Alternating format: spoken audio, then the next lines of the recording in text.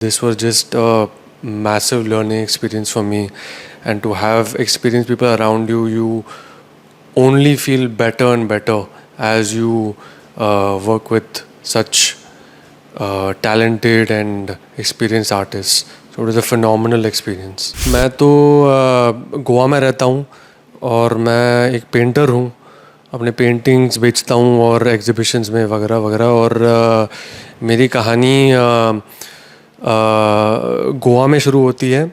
और इससे ज़्यादा मैं क्या कहूँ भाई. मैं इनके साथ हूँ, कोंकणा सेन जी और पंकज जी के साथ.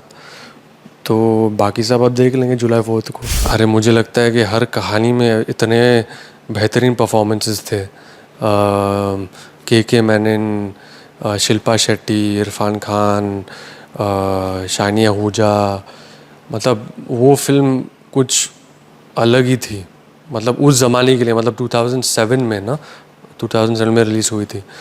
आई think it was way ahead of its time. I am able to be a part of the sequel to that film. मतलब बोलने में अभी यकीन नहीं होता है कि मैं लाइफ इन मेट्रो के सीक्वल में हूँ. जब रिलीज़ होगी मेट्रो इन दिनों, तो आप मुझे मैसेज भेज दीजिएगा आपको कैसा लगे, और फिर बात करेंगे. एंड सबसे पहले आपसे जानना चाहेंगे कि मेट्रो इन दिनों जैसी मल्टी स्टार फिल्म में अपनी जगह बनाना कितना चैलेंजिंग था? चैलेंजिंग तो नहीं कह सकता हूँ. I think it's always good to have more experienced actors as your co-stars. When you are able to act in front of actors who have been in the industry for so long, जैसे पंकज त्रिपाठी और कोंकणा सेन जी, you learn so much from them just being around them. And especially having a director like दादा, आपको तो मतलब एक दिन में बहुत कुछ सीखने को मिलता है. And this was just a massive learning experience for me. And to have experienced people around you, you only feel better and better as you work with such talented and experienced artists. So it was a phenomenal experience. Talking about Anurag Basu, director के साथ काम करते वक्त आपने कभी अपने आप को क्रिएटिवली रिस्ट्रिक्टेड फील किया? रिस्ट्रिक्टिव तो नहीं भाई. मुझे लगता है कि जिस तरह से वो अपने एक्टर्स को डायरेक्ट करते हैं ना, सबसे पहले तो उनके पास स्क्रिप्ट है ही नहीं. तो you have to trust so much in his ability कि he will have you in good hands, and he will put you in a place where it is challenging, but it will bring out the best in you. And I think restrictive is not the word. I would say he gives you a lot of freedom to do whatever you want, because he is that creatively charged director. And मतलब he gives you the lines on the day. वो उसमें अलग ही challenge है, but that gives you not only this on the edge feeling, but it also makes you trust your abilities and your impulses. Usually हम देखते हैं कि जब कोई नया एक्टर इतनी मल्टी स्टार कास्ट में है, कहीं ना कहीं कुछ इनसिक्योरिटी फील करता है, या कुछ ऐसा हुआ आपके साथ? इनसिक्योरिटी मुझे नहीं लगा. बल्कि मुझे लगता है कि जब आप किसी एक्सपीरियंस एक्टर के सामने आप एक्टिंग कर रहे हो या उनसे सीख रहे हो, I feel I don't think too much about के is he doing better than me, is she doing better than me. I feel like ये कर रहा है, तो मैं इस मोमेंट पे क्या कर सकता हूँ, you know, to give it back to them, because they are giving so much to you. And I feel that is something that is very important to have in a co-star. And co-stars जैसे पंकज जी और कोंकणा सेन जी जो हैं, I think they give so much in their performance. मतलब इतनी सच्चाई है उनके performance में ना, कि हर मोमेंट में आपको लगता है कि ये एक्टिंग कर रहे हैं या रियल लाइफ में ऐसे बात करते हैं. You know, it's a phenomenal thing to feel in the scene, because it's all about that exchange in acting, and it's only about reacting. तो इन दोनों की स्टोरी के बीच में आता है, तो क्या कहेंगे कुछ अपने कैरेक्टर के बारे में हाईलाइट कर सकते हैं? कैरेक्टर के बारे में क्या बताऊँ भाई, मैं तो गोवा में रहता हूँ और मैं एक पेंटर हूँ, अपने पेंटिंग्स बेचता हूँ और एग्जीबिशंस में वगैरह वगैरह। और मेरी कहानी गोवा में शुरू होती है। और इससे ज़्यादा मैं क्या कहूँ भाई, मैं इनके साथ हूँ, कोंकणा सेन जी और पंकज जी के साथ।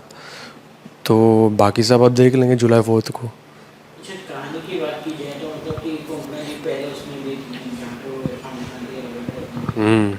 तो फर्स्ट मेट्रो से कुछ कहानी शेयर की उन्होंने इरफान खान के बारे में, कुछ ऐसा कुछ शेयर हुआ? ऐसे कोई पर्सनल स्टोरी नहीं, उन्होंने शेयर नहीं की। या कभी कोई चीज़ बता दी थी, कुछ बैक स्टोरी या कुछ ऐसे? वो लाइफ इन मेट्रो के बारे में हाँ। नहीं, कुछ ऐसी कहानी नहीं थी। रोहन, आप बंदिश बैंडल सीजन 2 में आपके परफॉर्मेंस की काफ़ी तारीफ हुई, लेकिन क्या आपको लगता है कि शो में आपका फुल पोटेंशियल दिखाया गया? फुल पोटेंशियल तो हर प्रोजेक्ट में ऐसा आपको लगता है कि नहीं नहीं, मुझे और दिखा सकता था, मुझे कुछ अलग कर सकता था, मैं कुछ अलग कर सकता था। तो हमेशा ऐसा लगता है, मतलब एक कलाकार को ऐसा ही लगेगा कि I could have done something different और could have done more. And I feel I gave it my all and I learn the piano for the role. And मुझे हमेशा एक सपना था कि अगर मुझे एक एथलीट का रोल मिले या म्यूजिशियन का रोल मिले तो मैं उस दुनिया में पूरी तरह से डूब जाऊंगा। And I will learn that sport और that instrument in order to fully portray the character to the best of my abilities. And finally, I think a project came around such as Bandish, and I was able to do that. Life in metro की बात की जाए तो मतलब क्या आपने पहली वाली मेट्रो देखी थी, लाइफ इन मेट्रो? आपने कुछ उसमें से किसी परफॉर्मेंस आपको ज़्यादा अच्छा लगा? अरे मुझे लगता है कि हर कहानी में इतने बेहतरीन परफॉर्मेंसेस थे। के मैनन, शिल्पा शेट्टी, इरफान खान, शानिया आहूजा, मतलब वो फिल्म कुछ अलग ही थी। मतलब उस ज़माने के लिए, मतलब 2007 में ना, 2007 में रिलीज़ हुई थी।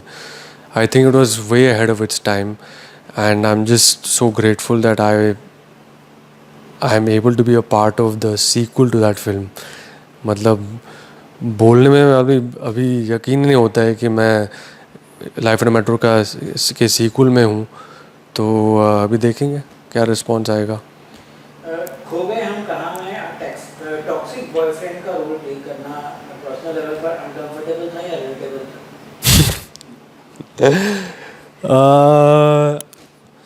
अनकंफर्टेबल तो नहीं है भाई, मुझे लगता है कि हर इंसान के अंदर वो शेड होता है, एक टॉक्सिसिटी होती है।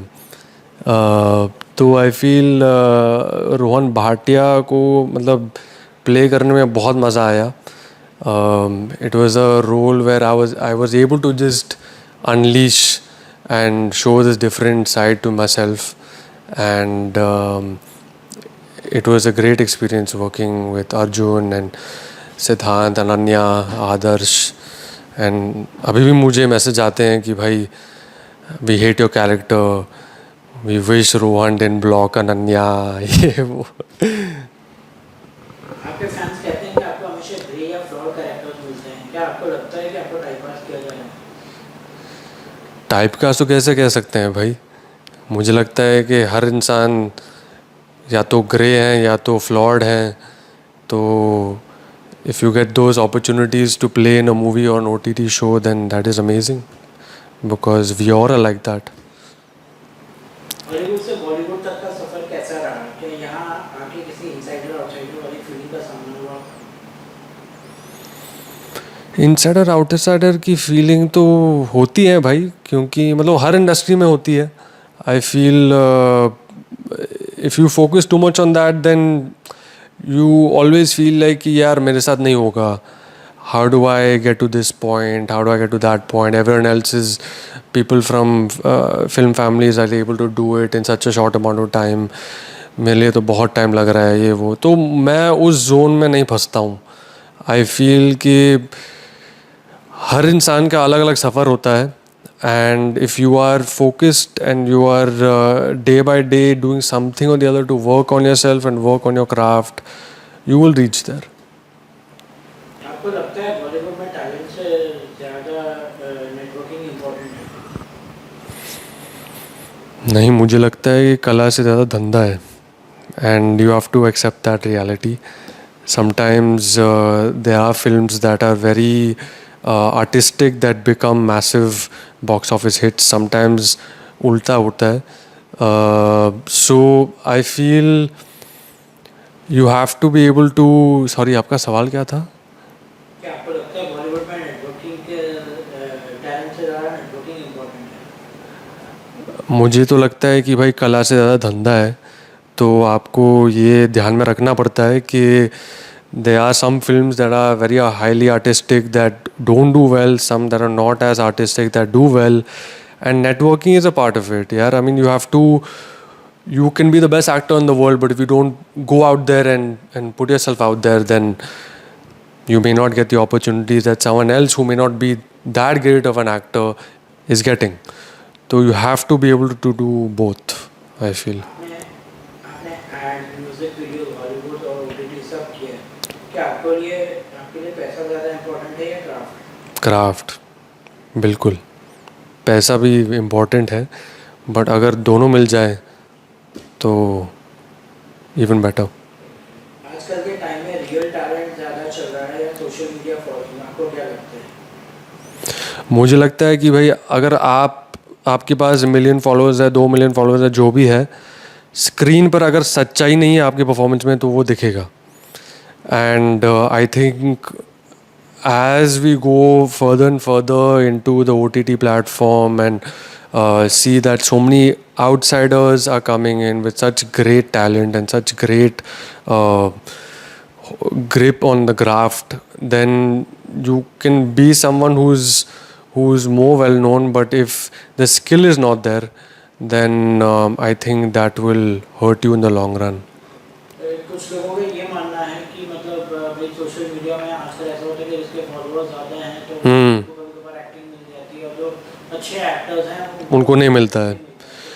कभी कभार ऐसा होता है, बट आई फील कि एंड में ना किसी को आपको लॉन्जिविटी नहीं दे सकते. मतलब अगर आपके पास फॉलोइंग है और चलो ठीक है 2 रोल मिले आपको फॉलोइंग की वजह से, तीसरा रोल शायद मुश्किल होगा, क्योंकि लोगों को पता चलेगा कि भाई ये बस मतलब इंस्टाग्राम पे फेमस है, पर स्क्रीन पे वो प्रेजेंस नहीं है. तो वो धीरे धीरे से आ जाएगा. नहीं तो if you feel like you are someone who is working on the craft and you have the opportunity now and you're working on it and you're taking acting classes and you're constantly exploring the craft, then no one can stop you. Lastly आपके future projects क्या-क्या हैं? Future तो अभी नहीं कह सकता हूँ.